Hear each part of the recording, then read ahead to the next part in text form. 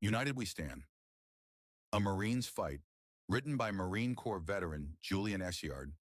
This book examines the deepening fractures in our nation, political division, government overreach, and a fading sense of shared responsibility, and offers a battle-tested path forward. A Marine's Fight is a bold and urgent call to action for every American who believes in the founding ideals of our republic. United We Stand, A Marine's Fight can be purchased on Amazon.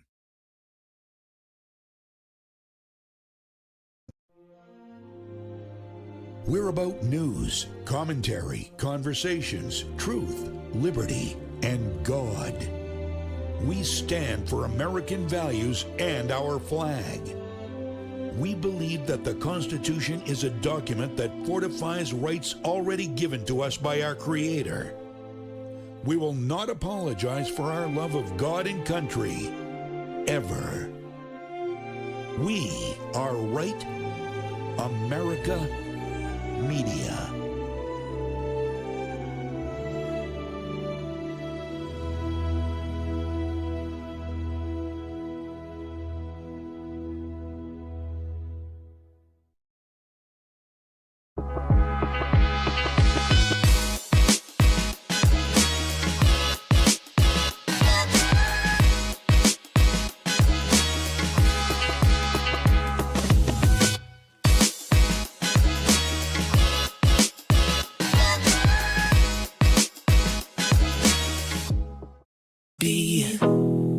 You might be close to the edge, close like heartbeats, close to death.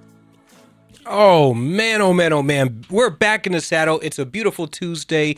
It is finally starting to wind down up here in New Hampshire. You know, the temperature is finally starting to get to a point where you can actually breathe when you walk outside. This whole past week, it has been so hot, so humid that you're like drowning when you take a deep breath in. It's been miserable. But, you know, we're getting back into it. It's about to be school season. Everyone's starting to do their back to school shopping. My wife and kids are back from vacation. We're having fun, having family nights, spending a lot of time together, playing out in the yard with my dog, getting some stuff done around the house. It's just been a beautiful week so far.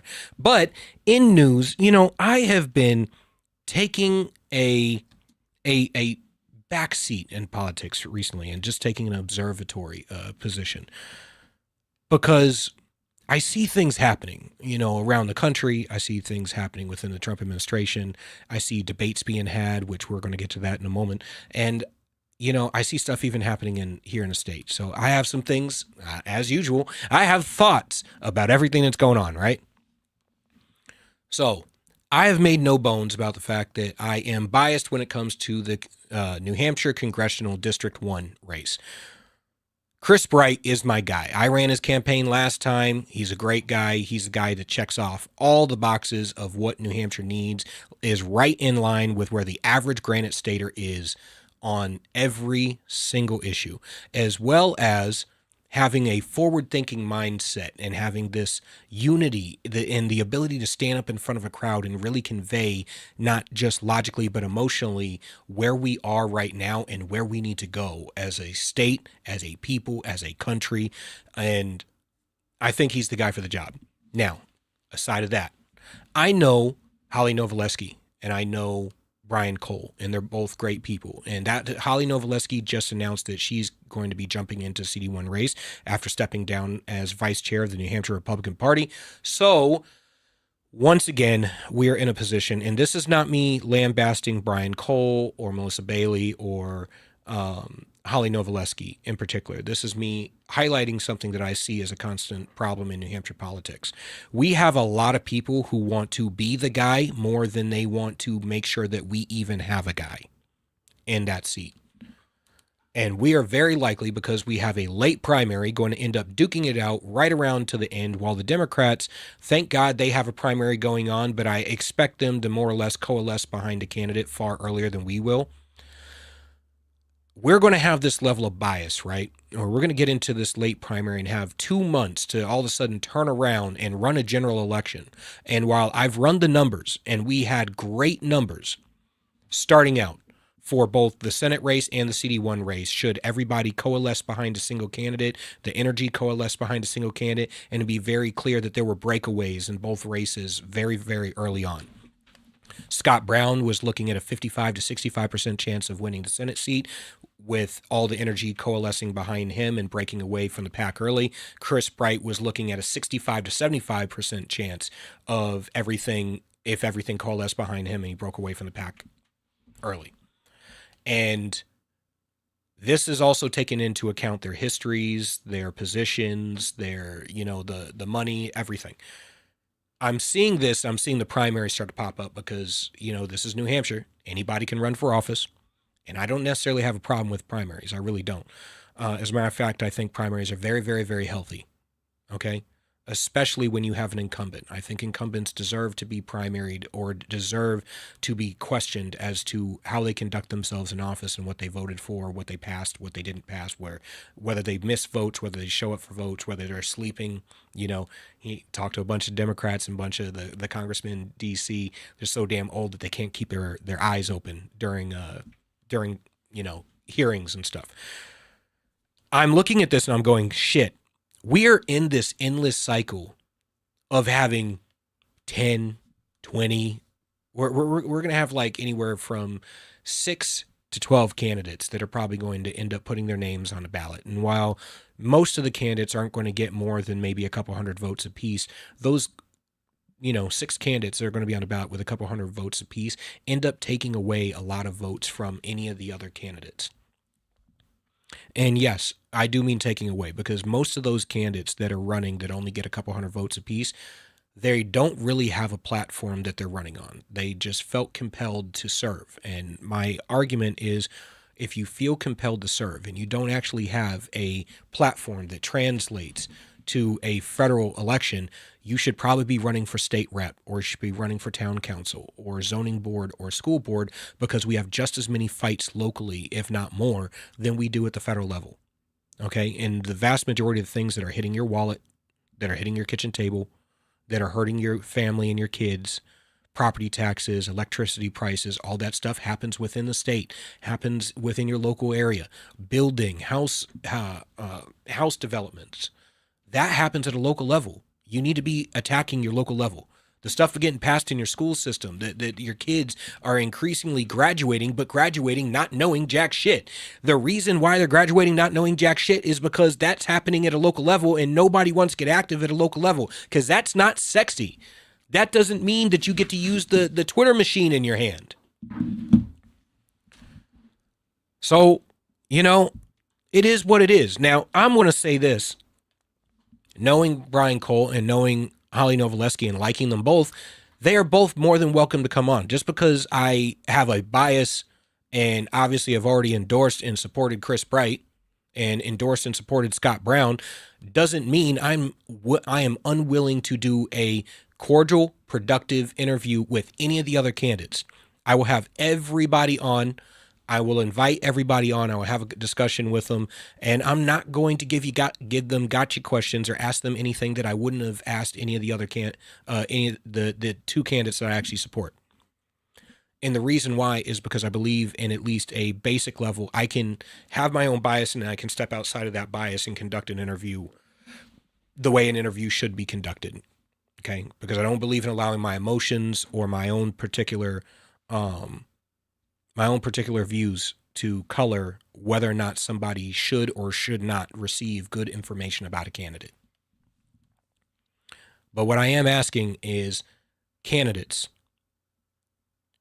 I want you to be honest with yourselves. As we get closer to the end of the primary, if you don't have a shot at winning, and I mean a real shot, if you're not the guy, and you'll know at least 90 days before the end of the primary, bow out of the race. Okay?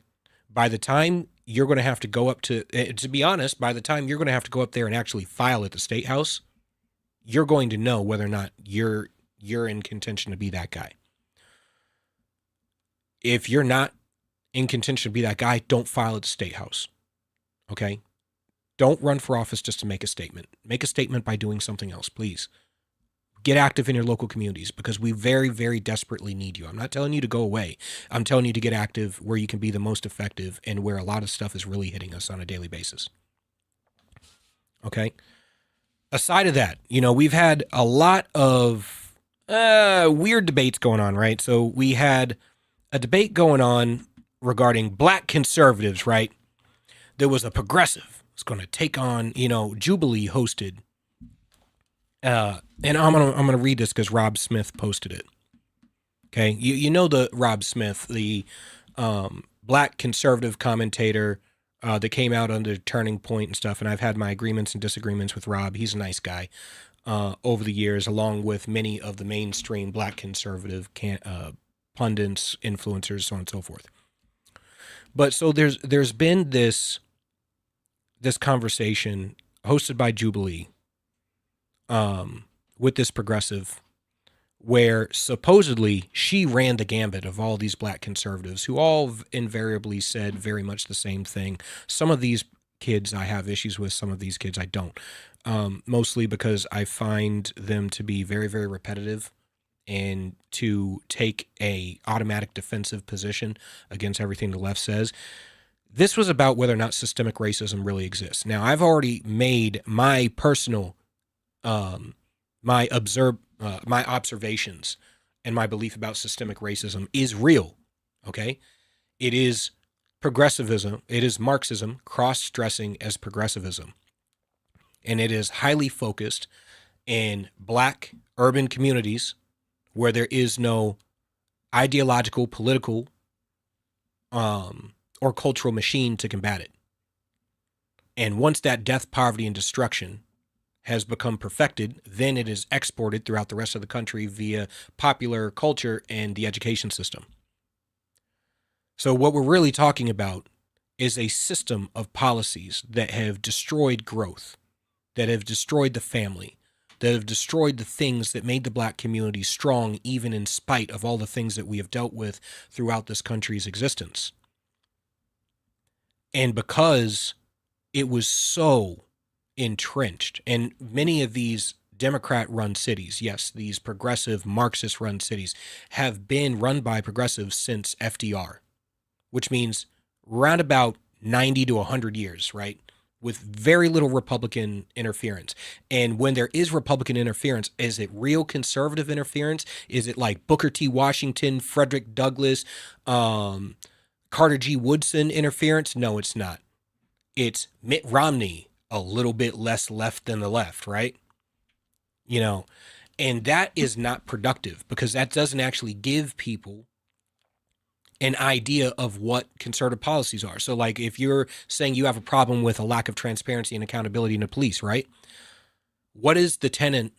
How do you get limited government? Limited government is transparency, accountability, efficiency, and efficacy in that order. You can't have one without the other. And we all have our own affinity groups, right? Whether it's cops, firefighters, first responders, black people, white people, conservatives, liberals, progressives. I don't care. Whatever your affinity group, whatever, gang you want to affiliate with this week. We all have our little groups. And when it comes to actually being honest about a lack of transparency, accountability, efficiency, and efficacy within our groups, we all of a sudden fall off. There's that level of cognitive dissonance that it's not good for the goose and good for the gander. It's good for the goose, not the gander. We're always willing to criticize our opponents, but we're never willing to criticize ourselves. I'm willing to criticize both sides. I actually criticize Republicans more often than I criticize the left because it's very simple. You're on my team. We wear the same jersey, which means you deserve to be held accountable by the team when you're making the team look bad. Rob Smith says on X, this dude is a black immigrant from Angola who grew up in Maine. Good points, but I'm entirely uninterested in non-black Americans becoming the faces or voices of black conservatism. We good? Now, I completely agree with that. And this goes back to this fallacy that both sides prop up, right? The magic Negro fallacy. That we're going to prop up a particular guy, a particular black person, both the left and the right do it. We're going to prop up a particular black person that says all the things that we want to say but can't say because we're not black. Which is why, on the left, they're not propping up black people who hold they're not propping up black people who, challenge progressivism or challenge the results of the Marxist policies that have been instituted in black communities throughout the country. They promote black Marxists, especially the black LGBT LMNOP Marxists, right? And then, because those people become the face of black liberalism or black progressivism or black people, then the right attacks black people based on what the face representing us acts like. And on the right, it happens the exact same way. So we promote evangelical black conservatives who have nothing positive to say about the black community. You will not find them saying anything good. As a matter of fact, it's always the worst, lowest 1% of the black community is the entire representation of the black community when it comes to black conservatives. So it's, well, I'm going to ignore your issue over here because you have criminals over here doing this. And my response is, you're a politician or you're in writing policy. Your job is when somebody brings you a grievance to apply principles, conservative principles of governance, to come up with a policy to address that issue.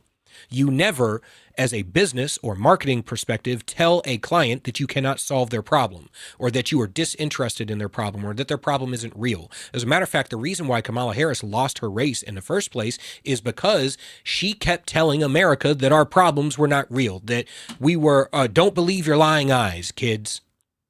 Don't believe what you're going through. Don't believe your wallets. Don't believe your communities. Don't believe what you've seen from us. Don't believe what we say to you. Don't believe what you experience.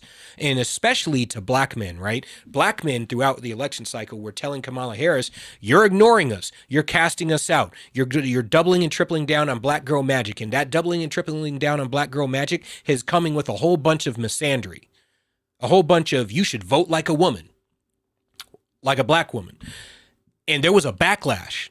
A big enough backlash that Trump gained the largest percentage of the black vote of any Republican in 40 years. And he is the only Republican in my lifetime to actually go after black voters, specifically black men, Hispanic men, young men. He just said, you have a problem? Here's the policy I think I can give you to solve your problem. Economic policy, foreign policy, so on, trade policy, jobs, deregulation, stuff like that. Let's open up capital investment. Let's make it easy for you to build a legacy for your family, which will build a legacy in a community and infrastructure within that community that will be able to weather the storm of good policies or bad policies, good economic positions, bad economic positions, regardless, right? Strong families can weather the storm of just about anything. In this debate, I wish this debate was like Hotep Jesus or Sonny Johnson or even, David Webb or Stacey Washington or any number of more mature, more educated, more nuanced people who not only are not arguing off the left's premise, or accepting their premise or accepting a defensive position, but actually arguing the principles of governance that we laud so highly. If you believe in conservatism, you should understand how to solve an issue. You should understand how to apply the principles to come up with policy, not regurgitate a series of talking points that we have been passing around for decades that, guess what? Newsflash, haven't actually resulted in any change in votes. It hasn't resulted in better policy. If you know it's broke, stop doing it. This is like giving a crackhead more crack and expecting him to get clean. Providing needles for people and expecting them to not be junkies. What world are we living in? Why do we keep putting up college kids and people with zero life experience or actual tangible connections to the black community that black people actually want to vote for and want to support? Why are we putting them up to go against these black Marxists? All right. After this break, we have coming up next, we have Jason from 3D Systems to talk about, we'll see if we got him on the line, 3D Systems to talk about protecting our schools against school shooters. A foolproof system created by a guy who understands the dynamics of what we're dealing with. And then our second guest is going to be Dr. Gilda Carl is coming back, the author of Real Men Don't Go Woke, to discuss the problems that are plaguing America right now. I'll see you in a few.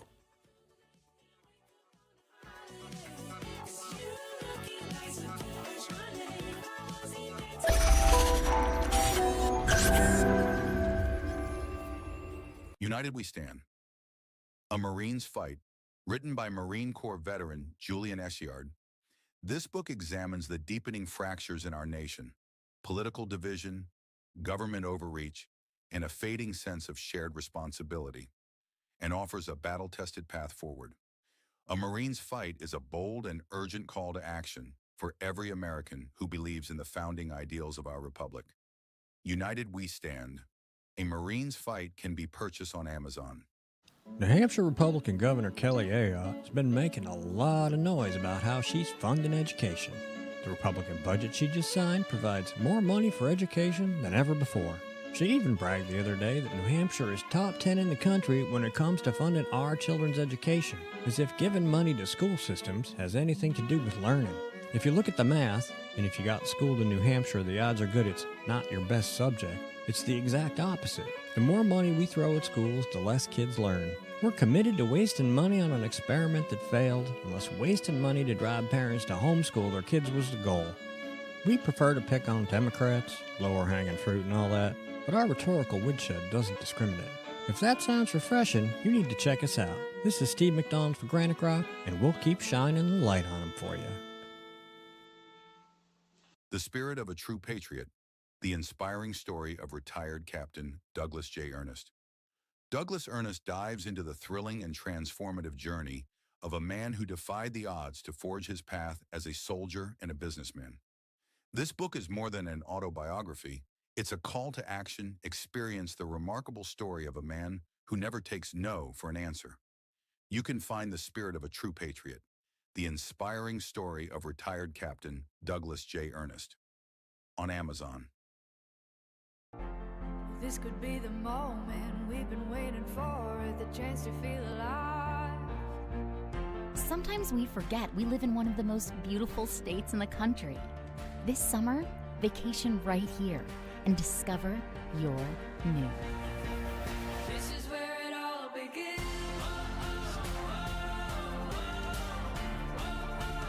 This is where it all begins.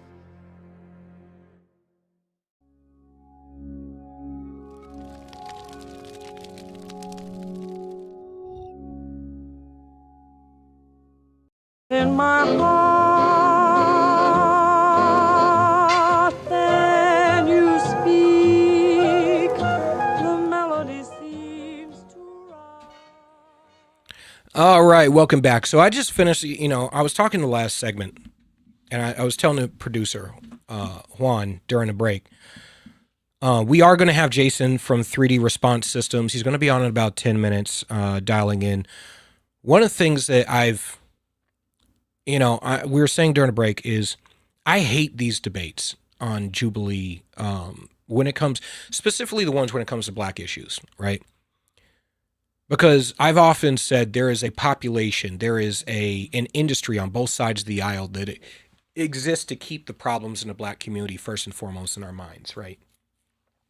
The left infantilizes the black community as if we are incapable of any level of accountability or responsibility and constantly forgiving our mistakes and our missteps.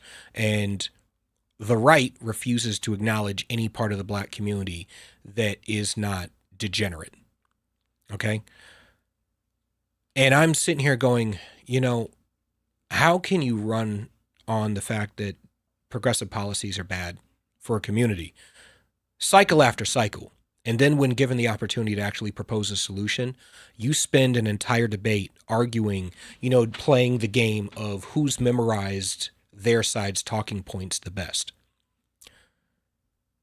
Talking points are supposed to be what they're supposed to be versus how they're actually used. Talking points are supposed to be marketing proposals for policy and positions based on principles, not used argumentatively to get gotcha points on social media.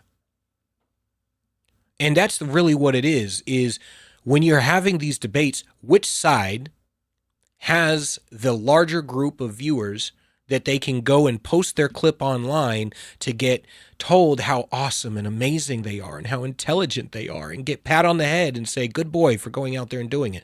And this happens, like I said, on the right and on the left. We don't talk about solutions. My boy Maj Touré had this whole event called the Solutionary Summit. And the whole purpose of it was to come together and start talking about how to actually solve problems, proposing policy, different concepts, private organizations on the ground doing work in communities across the country, right? And as conservatives, we should be all on board with that, because we have always taken the position of private action in lieu of government action. I mean, there's plenty of big government conservatives that, have run over the years, but the general idea of limited governance is that we take the position of private action in lieu of government action, that the government is, as Ronald Reagan said, the government is the problem masquerading as a solution, that the most dangerous words that you could ever hear is, I'm from the government and I'm here to help. And that's true, because I have yet to see the government actually solve jack shit. We should be focusing on foreign policy. When we focus on foreign policy, we manage to get ourselves entrenched into every conflict around the world, and it seems like we're very rarely ever actually solving anything for any tangible amount of time. To Trump's credit, he's gone around trying to establish peace deal after peace deal after peace deal after peace deal.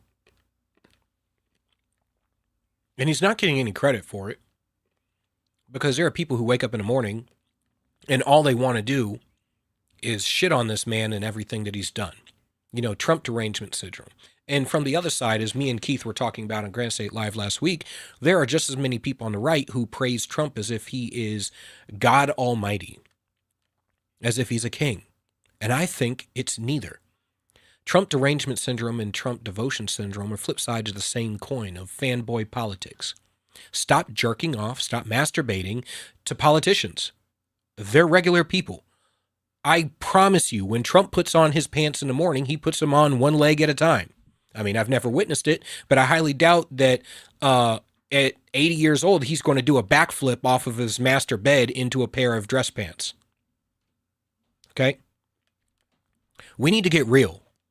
Instead of having these debates, constantly trying to argue from the left's premise or whatever. When I said systemic racism, what I was doing was I was taking something that colloquially the left use all the time in order to shut down conservatives, and I used it and I flipped it back on them, right? Rhetorically, by pointing at the people who actually run the communities, because once again, we are a federalist system, which means your local government has the ability to either protect you from bad policies at the state and federal level, or to exacerbate drastically the bad policies at the state and local level. They can also negate or enhance good policies at the state and local level. State and federal level.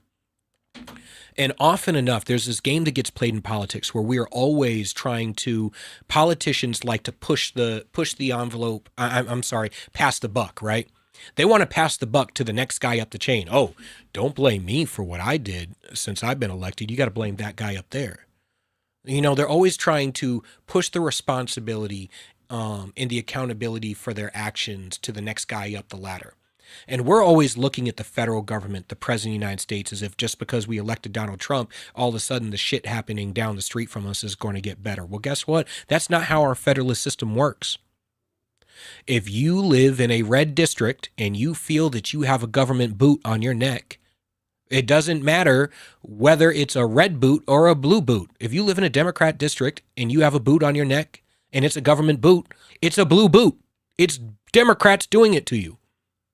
If you're in a if you're in a red district and it's Republicans in office and you feel you have a government boot on your neck, guess what? It's a red boot, because it's Republicans doing it to you. Because that's how this federalist system works.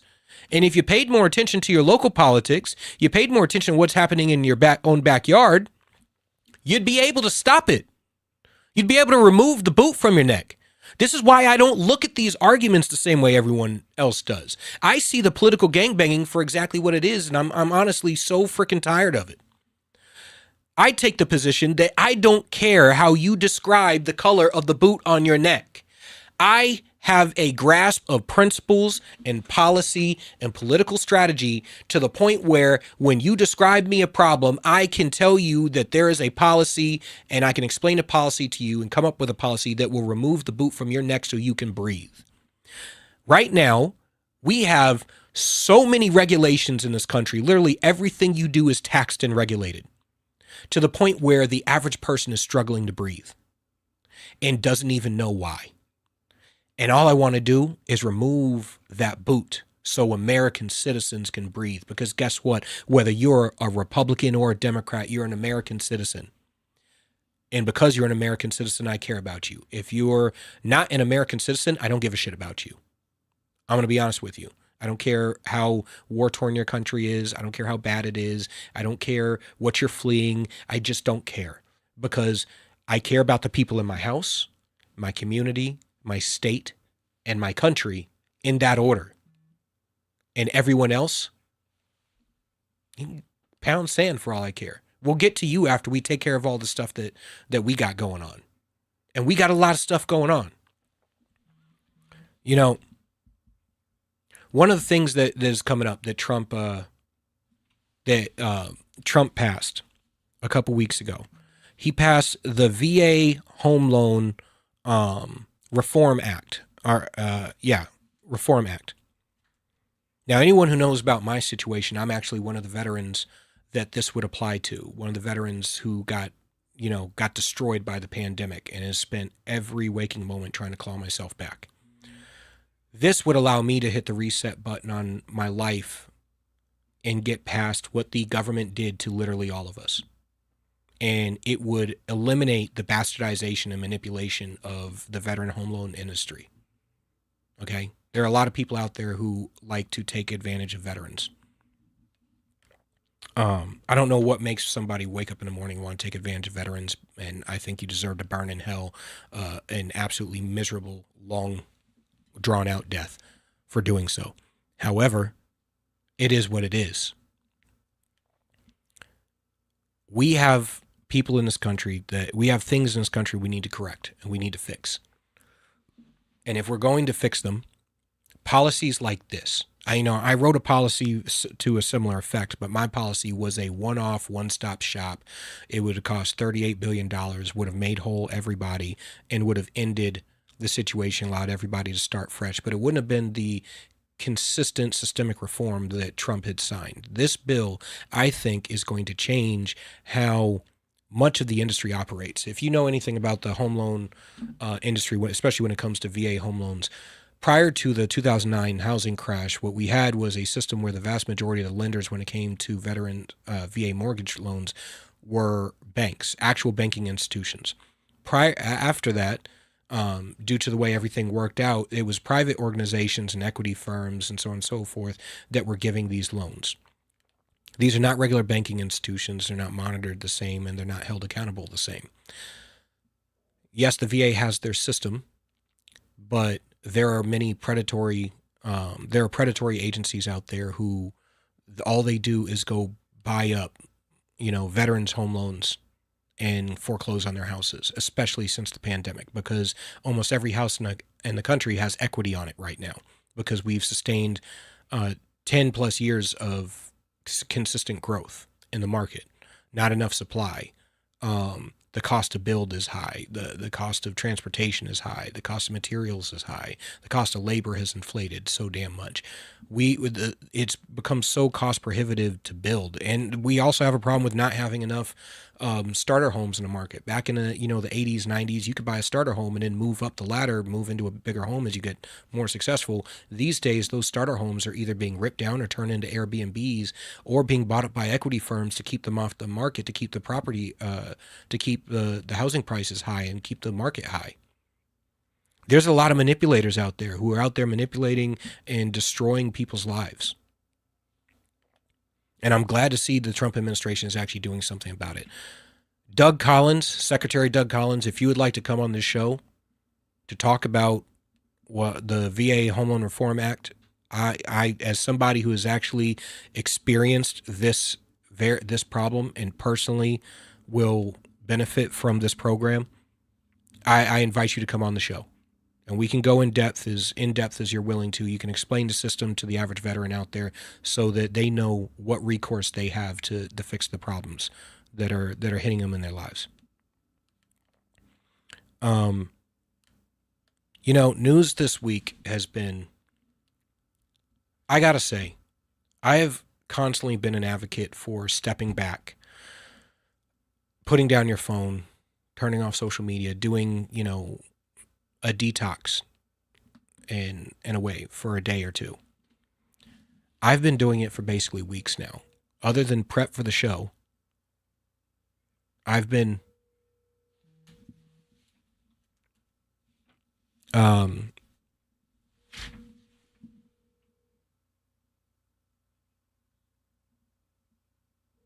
you got him? I think he's calling in now.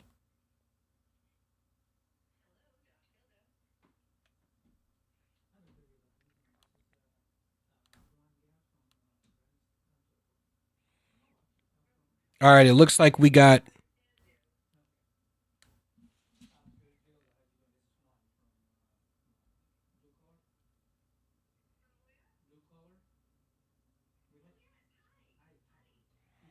All right, so it looks like Jason from 3D Response System is trying to get on the line right now. We're going to bring him on. Again, this is his system to end the school shooting epidemic.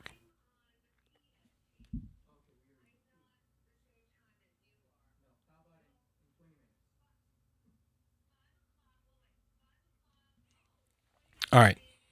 So he's trying to get a hold of the producer now. We're going to get him on the show so we can talk about how to protect our children from school shooters and make sure that when they're in the government's custody, that they're in a hard target, right? Because villains, evil people in society attack soft targets. We're going to make sure that our kids are a hard target.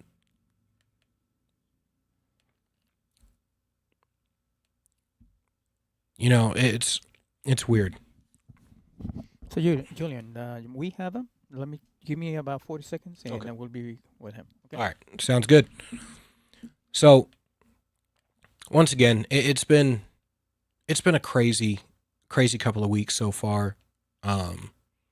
Seeing the news, stepping back and seeing how absolutely toxic the news has been lately.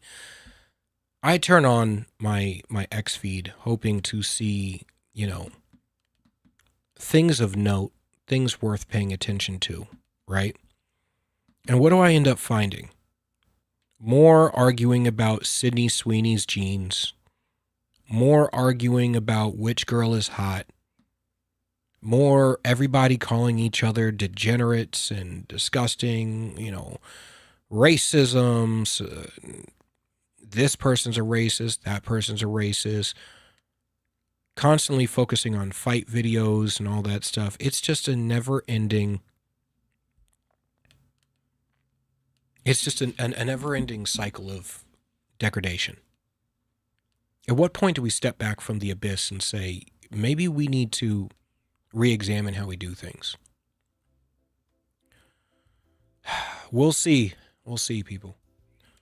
But that's the end of this segment. We'll be back in a couple minutes. We're going to have Jason from 3D Response Systems come on to talk about making our schools a hard target and keeping our children safe. We'll see you in a few.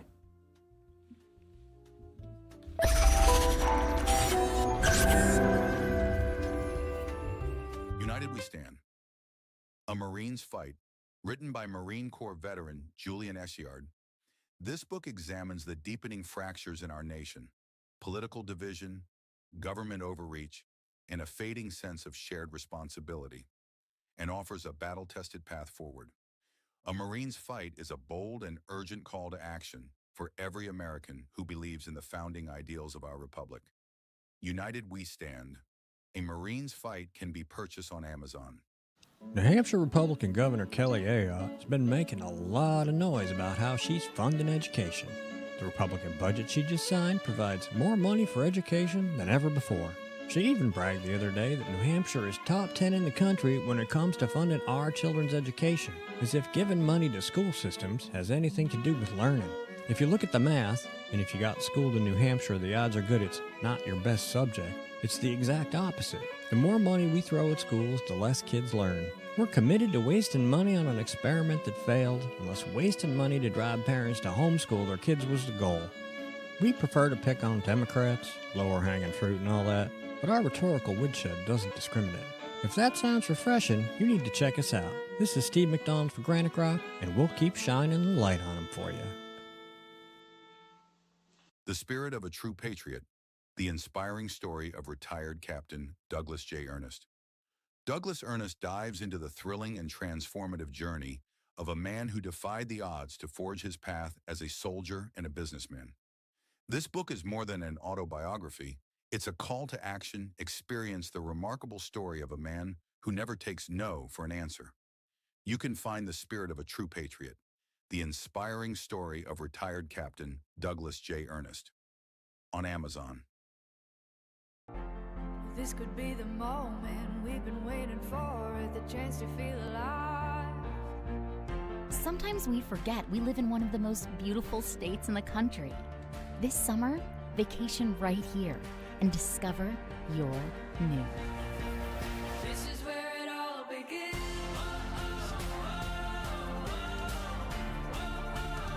This is where it all begins.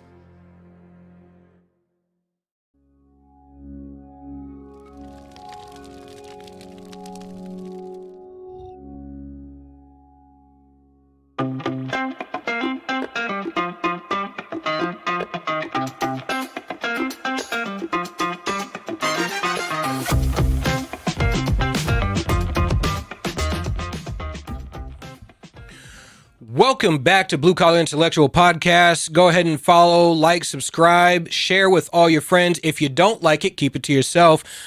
Become a member and join our family at Ram TV Live. Make sure to follow Ram TV Live on all social media platforms. Go like, subscribe, and share all of the videos that we have archived on the website. On with me now is Jason, founder of 3D Response Systems. Jason has a 30-year diversified law enforcement experience ranging from patrol officer to lieutenant. He created and implemented and supervised several innovative police initiatives throughout his career. And he has a issue with the traditional training like run, hide, fight, which has not been as effective as we need to make hard targets of our schools and keep our children safe. How you doing, Jason? I'm doing good. Thanks for having me on. Thank you. So what was the motivation that drove you? Everybody has that moment that makes them say, you know, we're not getting served properly. I need to do it myself. It really struck me when I was a school resource officer and kind of looking over the sea of 2,200 kids and realizing that, you know, I'm the only line of defense. And this was right during the middle of 9/11. There was a lot of terrorist theories that I got sucked into with the FBI, where tools were targets.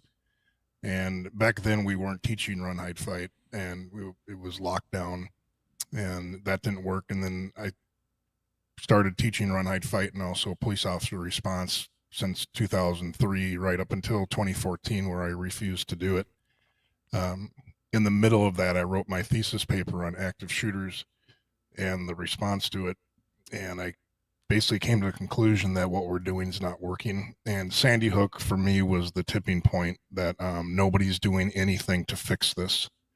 So me and my business partner, who we worked undercover narcotics together for many years, we decided to take the bull by the horn and basically take the police response and the teacher response and put it on steroids and make the building work for the stakeholders rather than the stakeholders working for themselves. The run, hide, fight is ineffective because the building doesn't support it in any way, shape, or form. Okay. One of the things, for anyone who questions his accolades, I want you to understand this. Jason has received a Medal of Merit for researching, creating, and training thousands of first responders and employees in active shooter response. So I want you to put that in your back pocket. I want you to take that and really absorb it, because We're not talking to somebody who's an amateur. All right. We're talking to somebody who really knows the shit. What is the biggest failure of the run, hide, fight methodology, and what we've been doing so far? And how does your system address that? The biggest failure, I would say, is leaving the teachers with a multiple choice solution. If you look at the fire suppression system, it's a point A to point B. It's a keep it simple, stupid. It's hide isn't effective because the rooms that you're in don't support the concept of hide. We're not providing cover, we're not providing concealment, and we're not providing communication.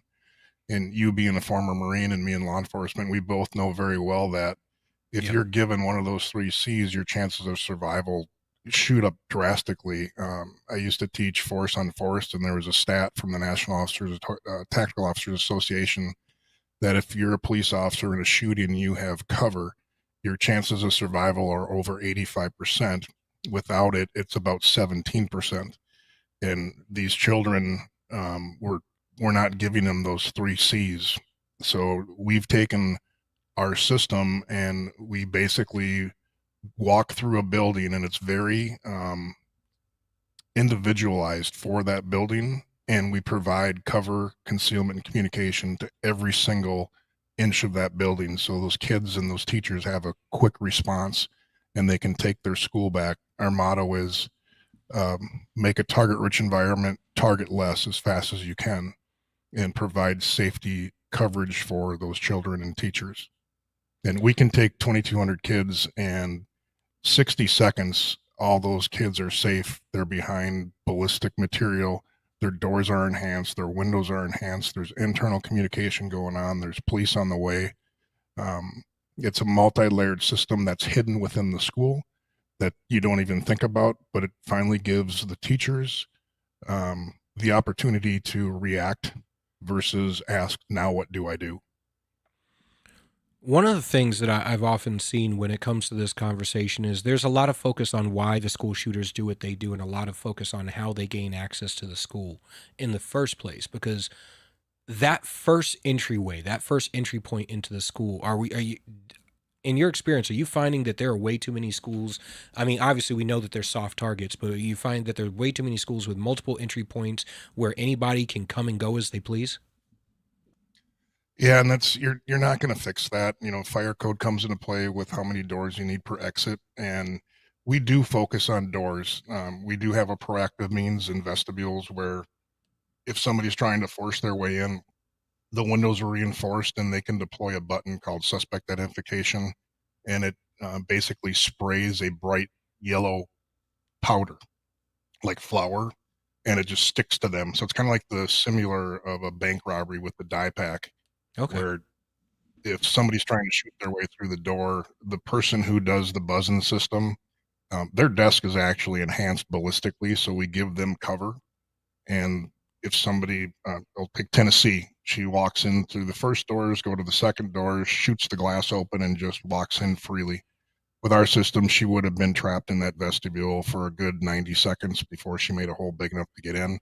While she's doing that, they can deploy that dye pack and basically eliminate their sight. So you provided yourself concealment, you have cover with the ballistic protection, and the internal dispatching starts. But I will say, if you look at Uvalde, the back door was left ajar, and that's human error. You can't walk to any building and not find one door during the day that's not going to be secured. But even in Uvalde, by the time he got to that first door from the first shot, which was 2 minutes, that first classroom he went to, there's 1,200 pounds of magnetic pressure on the door. All those kids are behind level 7 ballistic protection. The windows are enhanced. There's internal communication going on, and police are on the way. There would not have been one dead child at Uvalde if they would have been prepared correctly. So are you finding schools that are actually... Are you finding schools actually being, and local towns and stuff actually being willing to engage in these systems? Or are you finding that they're, is it cost prohibitive, or are you finding that they're reticent to spend the money? Are they taking it seriously? I'm asking basically. Short answer, no. the first district we got installed in, the reason we got installed there was because the superintendent, as far as mindset goes, is a unicorn in the education system. He was a 20-year retired lieutenant colonel in the Army, multiple deployments. So he understood tactics and he understood cover and concealment. He fought like hell to get our system in. He went out for a referendum. They got approved for $16 million to do their entire district. But then you go to the neighboring district and their focus is mental health. And they don't think they need all that. And then you go to a different district and their focus is, visitor management, cameras. I mean, the whole concept of school safety has yet to be defined. Every district you go to, everybody's an expert and everybody has their own opinion on what will keep kids safe. And I'm watching now, I see Texas just threw out, drones that launch and spray pepper spray. And I just look at this stuff kind of going, you're still not giving any tools to the kids. And Yeah. a 12 gauge would end that response pretty quickly. But, you got to look at it holistically and you got to look at it tactically. And even the communication piece on ours, I've walked, my son's a Marine. Him and a couple of his buddies came home and walked them through it. I've walked a Delta Force guy through it. The FBI active shooter team, a bunch of SWAT guys, numerous cops. And the common word from all these folks, and these are the voices that I want to hear from because they get it, is this is a complete game changer, because we can take the first officer that arrives without our system an average of 5 minutes to locate the suspect. With our system, we drop that down to an average of 40 seconds because they're literally being Google mapped right to where the suspect is. That alone is a game changer. To any second you can save is very critical. Yeah, and with that die pack, it doesn't allow them to be able to blend in with the crowd, which is another issue that we've seen in active shooter scenarios, is that you have people trying to, exit the building and cops trying to identify whether one of the assailants is actually exiting with the pack of people screaming and crying, and you can't. It's not like they're wearing bright uniforms or yellow vests telling you, "Hey, I'm the guy." So unless they're actively shooting at that point, if they're walking, in between classrooms, in between bursts, you can't identify them. Yeah, that's happened in a few shootings where they've tried to blend in. Some of them they don't, some they do. That's the other thing too, is everybody focuses on just what happened, and then they try to come up with a solution with what just happened. And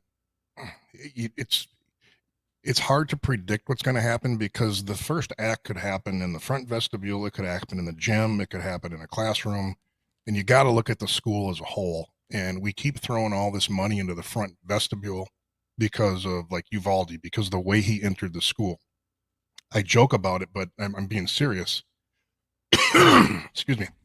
If the next active shooter comes in through the school roof, there'll be 18 months of school roof security. Mm-hmm.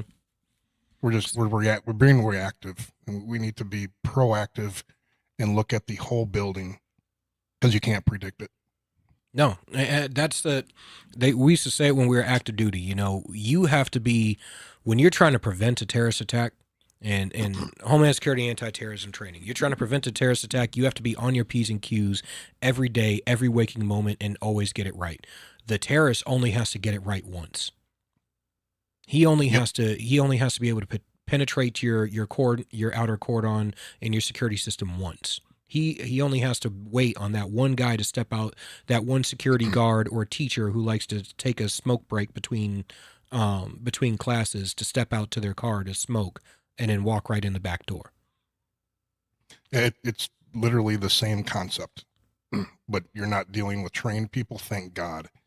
My fear is at some point one of these we're going to have somebody who knows what they're doing with a weapon and has some tactics in them, but fortunately all these shootings have been not bright people, and I pray that never happens.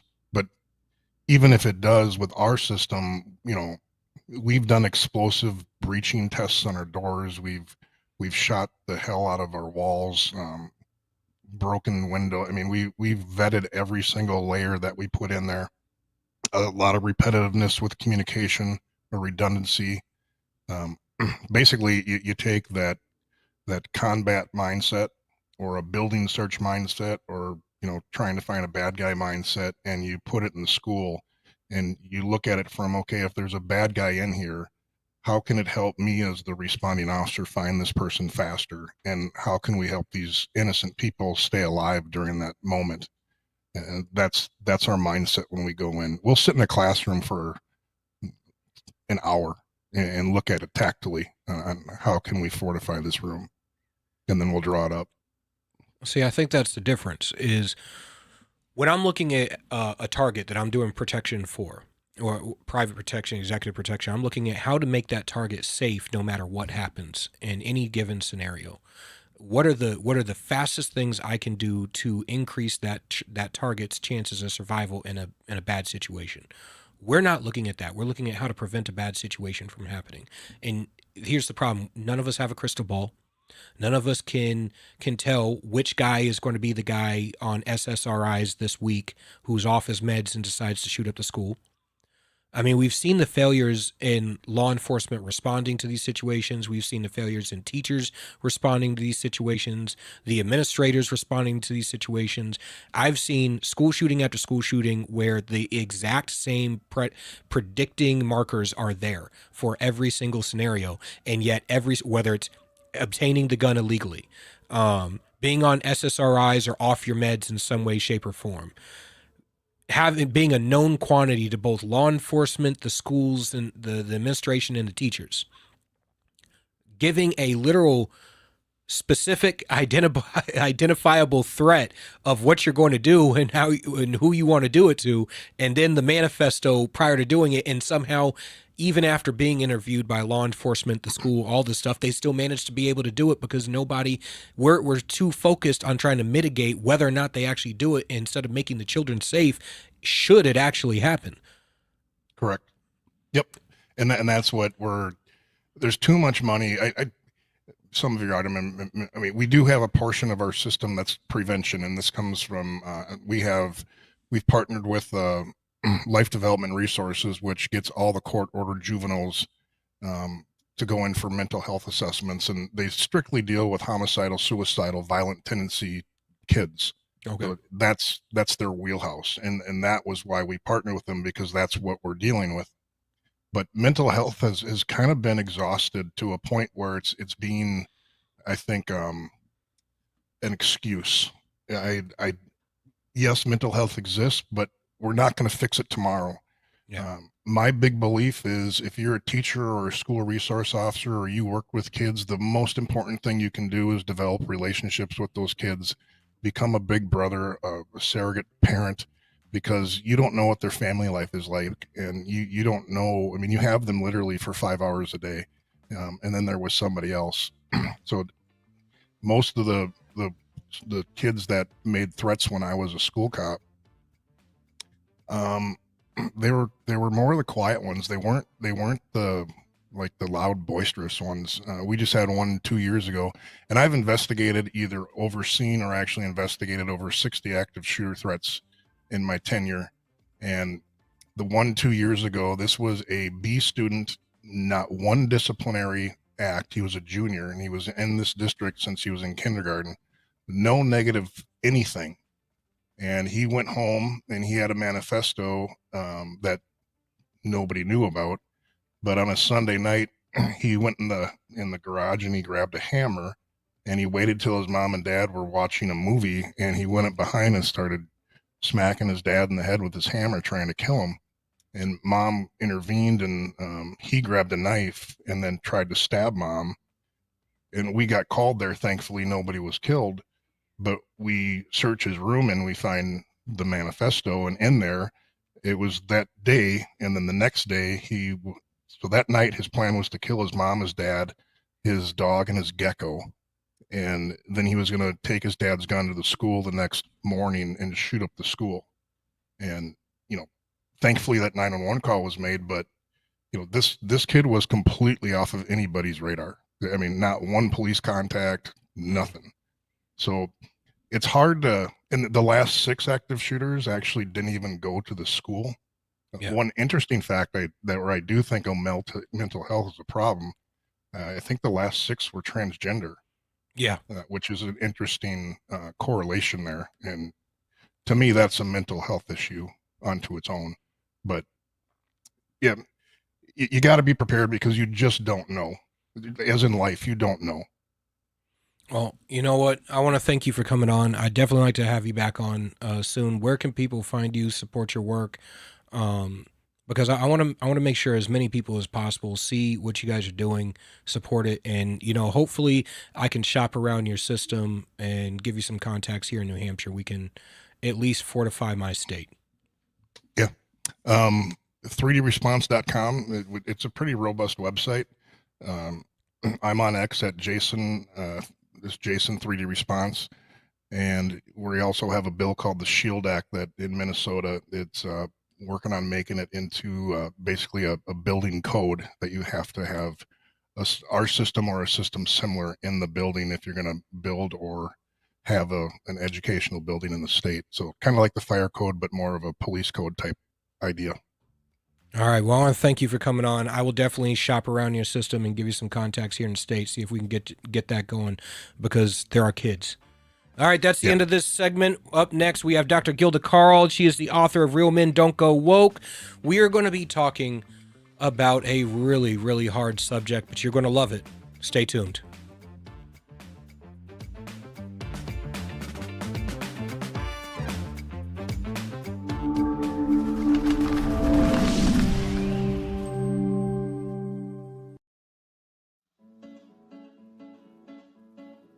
Not everyone can get up every day and look for ways to piss people off. But here at GraniteRock.com, we do that almost every day. I can't tell you how many times someone's lost their SHIT and threatened to end us. But we're still here, pissing people off. It's almost like we enjoy it. And we've been doing it since 2006. That's almost 2 decades of news, politics, and opinion, and now podcasts. And we're just getting started. We believe in principles before parties and politicians. We defend free markets and individual liberty, and if that makes you mad, it makes us smile. We're like Grandma after she stopped caring what other people thought. If that sounds refreshing, you need to check us out. This is Steve McDonald for Granite Rock, and we'll keep shining the light on them for you.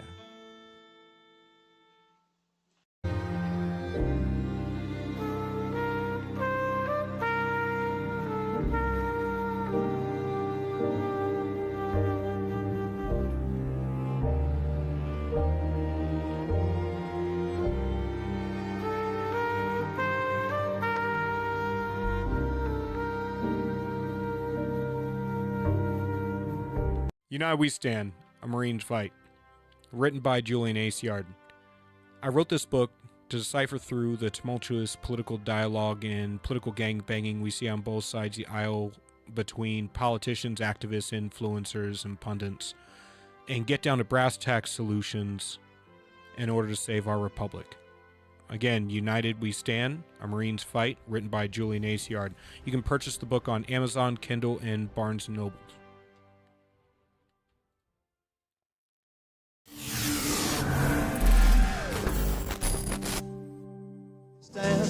She is the sweetheart of plenty of soldiers, plenty of sailors, thousands of Marines. All right, man, I'm jamming out. I feel like I'm jamming out a, 1950s USO, right? So we got Dr. Gilda Carl, spokesperson for the International Council of Men and Boys. She is a friend of the show. She is back on. She is the author of Real Men Don't Go Woke, and we have... last week we had her on to discuss crazed women increasingly resorting to progressive activism, but we got into a conversation about suicide rate amongst men and, society's evolving expectations for men and men being silent or angry. But is society's expectations really changing, or are they just increasing? We're going to get into it. How you doing, Doctor? What a pleasure listening to this last guest that you had. By the way, so good to see you again, Julian. Thank you. It's good to see you too. He was talking about the school shootings, and I started my career as a teacher in the South Bronx, the worst neighborhood in the world, and I stayed there for years. Thanks to social media, many of the students who are my students are still alive. And that's something to say, because in that community, a lot of them died. Yeah. But one young man found me. He had already been through military service. He had already gotten an MBA. I mean, this is out of the South Bronx, the worst neighborhood you could absolutely imagine. And he said something to me that resonated with me, but it reminded me of this statement again when I heard your last guest. He said, if not for you and your husband taking me on that trip to go fishing one day onto this lake in upstate New York, I would never have gotten out of the South Bronx. Mm-hmm. One event that I didn't know about it. I was there. I mean, I didn't know what an effect it had on this young man. And he came back to me and told me this, and I was gasping. I just did not know I had made that much of an impact. I am certain he must have had other things along the way that affected him in a positive way to leave the South Bronx. But he told me that one gesture, he was a nice little kid in elementary school. I remember that. And I said, how would you like to go fishing one day? He said, I never did that. I'd love to do that. And we took him. And he told me that made such a difference. And he went out of his way to find me on social media. So when your last guest was talking about, we have to get to these kids, whether they show signs or not, we have to give them stuff that may not be and probably isn't in the school curriculum. Yeah. The problem is when you're in a vulnerable state like that, you gotta, sometimes all it takes is for somebody to let you know they care. Which is where, like, as a man, I often reference that Chris Rock stand-up comedy skit where he goes, nobody cares about men. Women and dogs and children are loved unconditionally, but men are only loved under the condition that you provide something. And I'm like, being a man, I understand that. Because it's not, I understand it and I feel it in my bones. And it's not, this isn't to say that society is bad. This isn't to say that it shouldn't be that way or how it should be or whatever.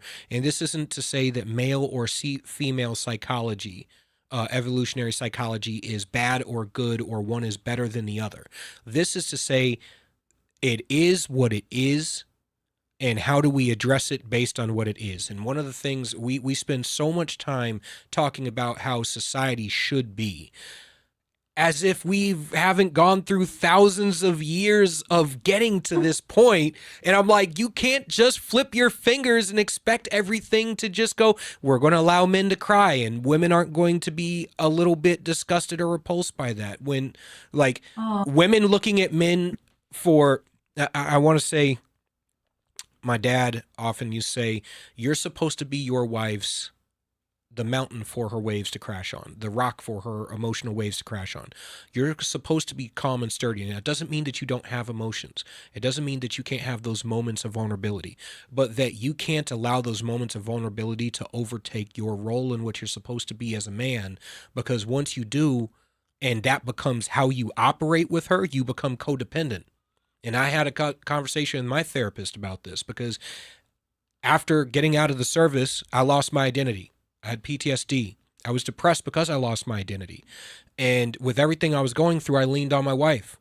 And then I became codependent on my wife for my mental health and for, for validation and affirmation. And when I became codependent, there is a little bit of ick there. While she was nothing but supportive and always wanted to be there for me. And she was there for me as a rock throughout everything. The problem is I allowed that moment of weakness to overtake my role as a man and who I was supposed to be to show up to as I showed up in that relationship. And as I got codependent, I became more codependent and more geared in basing my life on that external validation from her, when my validation is supposed to come from inward. And when men are being told that women in society are supposed to care, I take the position that nobody in society outside of the people who actually love you are supposed to actually give a shit about you. That is an unrealistic expectation, that we're expecting society, your boss, to care about the inner workings of what's going on in your mind outside of how it affects your ability to show up at work. So I'm like, there needs to be a pragmatic understanding of how do we make these discoveries and what we've found in society cooperate with where society is, and while still acknowledging that there are some things that just are what they are. And I think a lot of what you said last week resonated with me in that regard. I am so glad. First of all, I love Chris Rock. He hits the nail on the head. Yeah, He's he in my does. book prominently as a man who stood up, and he waited a year after the famous slap.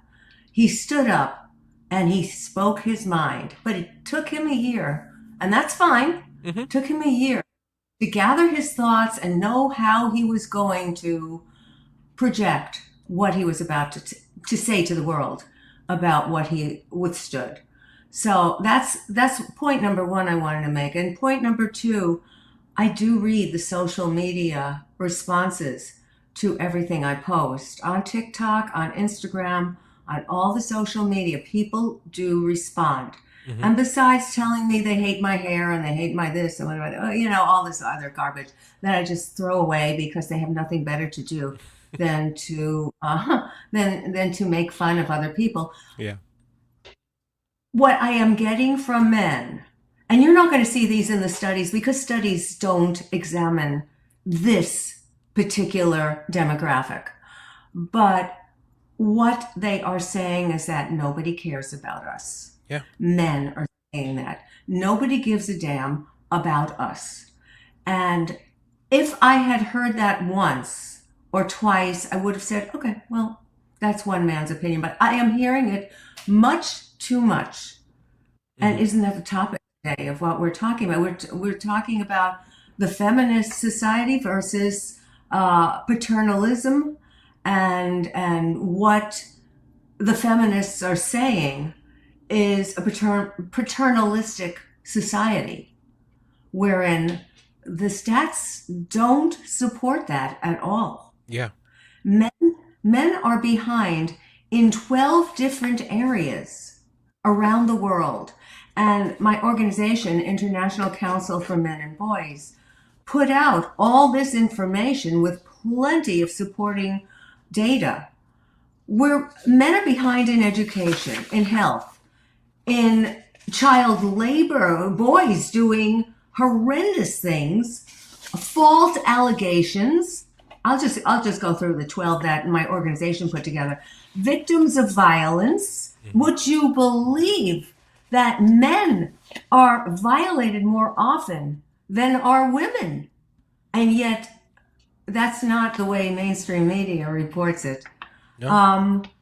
In parenting, men facing the biases in the court system and during divorce and child custody and all of that. In the criminal system, in partner abuse, in homelessness, in the workplace. Men faced 15 times workplace deaths, nearly double the injuries of women. I mean, all of this was put together with major statistics. Adoption and reproductive rights, fathers are left out. And finally, in the media, 69% of media stories about men are unfavorable. Yep. So, a little boy grows up in a world and hears all this trashing of men and boys, and every single man is toxic. And what are boys supposed to do with all of this? What are they going to do? You have a choice in human behavior. You've been to therapy, you know this. You can either act your feelings out or you can act your feelings internally. So what we saw Will Smith do during the famous slap, and I talk about this at length in the book, Real Men Don't Go Woke. What we saw him do was act his emotions out from years of seething inside from all the squashed emotions that had gone on. Yeah. Or you can act it in, and that's where President Trump showed the same statistics that I have in the book, actually. Maybe he got them from the book. I don't know. Men are 4 times more likely to commit suicide than women. Yeah. What is this? What is going on, and what are we going to do about it? Well, when you tear down the family, when you tear down the entire system of the family, what you end up with, when you end up with men who are primarily being raised by women, I've always said, and I'm a firm believer of this, a woman can tell you how to be as a man, but can't show you what to be as a man. And if you're constantly being told that you are supposed to express your emotions like a woman, well, guess what? When men express their emotions like women, it's not a good thing. We end up being outwardly destructive or inwardly destructive, and society has to pay the price for that. It is incredibly unfortunate, but that's where we are right now in society. And, you know, it's very easy for a man to purport himself in public in a non-emotional manner. Internally, though, it's chaos, because that's we're not allowed to be vulnerable anywhere. Well, funny. I dated an army pilot, a fighter pilot, and I said to him, we're getting the music. Oh no. Okay, I'll just okay. Can I finish the sentence? Yeah, go ahead. And I said to him, I find you most attractive when you are most vulnerable. He thought I was cursing him. I thought it was endearing. It was endearing that I expressed that to him. He couldn't understand that, because men, the word vulnerable to men is not a good one. Yeah, I feel weak. I feel weak, and I feel weak, and I hate being vulnerable. But I want to thank you for coming on. You've been absolutely fantastic. I'm definitely going to have you on again, because this is a topic that's not going away. Again, where can everybody find you, follow you, and support you? My website, drgilda.com, drgilda.com. And my book, of course, on Amazon, Real Men Don't Go Woke. It's doing very well because, Newsmax called it a rising bestseller. That just happened. So I'm real excited about that. All right. Thank you, everybody. That is the end of the Blue Collar Intellectual Podcast. We will see you next week for another fantastic episode. Stay tuned. Granite State Live is coming up next.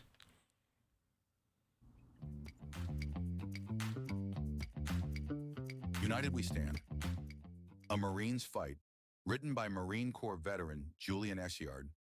This book examines the deepening fractures in our nation, political division, government overreach, and a fading sense of shared responsibility, and offers a battle-tested path forward.